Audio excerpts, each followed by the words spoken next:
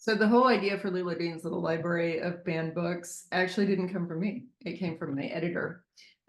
So she and I are both from the South, and she was in Texas, where book banning is quite a big thing right now. And she had noticed that all around Austin, people had these signs in their front yards that said, "Come and get it." And that meant that they had all the banned books you might want to borrow, and they were happy to give them to you if you pulled up in their drive. So she called me and she said, "What do you think about a novel about a little library filled with banned books?" And I don't usually, take other people's ideas, but I couldn't stop thinking about it. And I kept thinking about what books I would put in my little library. And then I sat down and I wrote 4 chapters in a single weekend, which is a lot for me. And I knew that it was a book that I needed to write. So if you're from a small southern town like I am, you know people like Beverly Underwood and Lula Dean, who are the one of the heroes and the one of the villains in Lula Dean's little library of banned books.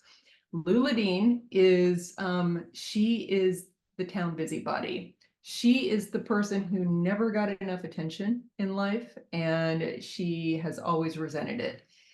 And she one day she happens to be at the library and she pulls out a book of dirty cakes that a 13-year-old delinquent has put on the shelves.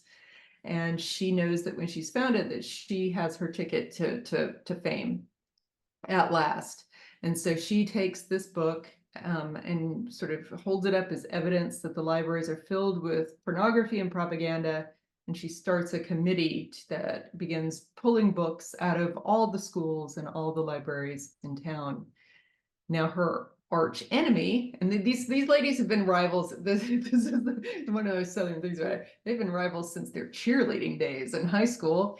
And her arch enemy is a woman named Beverly Underwood, who is now on the school board, does not want any book bans, but is scared to death of Lula Dean because Lula is, Lula knows she has no boundaries. And Beverly has a gay daughter, and she knows Lula is going to go right for her. So it's really about these two women, one who is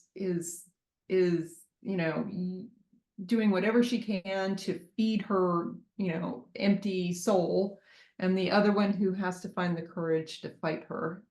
And it's an epic showdown. It's like, Godzilla and Mothra. It's like it's like Pee-wee and Francis and Pee-wee's Big Adventure. Beverly's scared of Lula.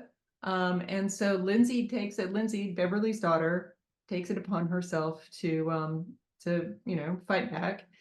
Lula has set up, to prove that she does not have anything against books, Lula has set up her own little library in her front yard, and she has filled it with wholesome literature like A Southern Belle's Guide to Etiquette and 101 Cakes to Bake for Your Family, and like crazy stuff.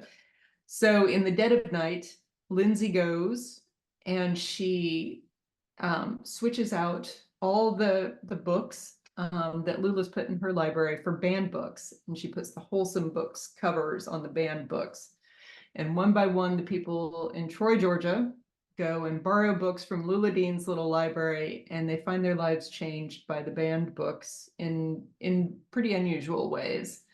So it's, every chapter focuses, well, for the most part, on a different citizen in town who has a revelation of sorts when they get the book that they're meant to get.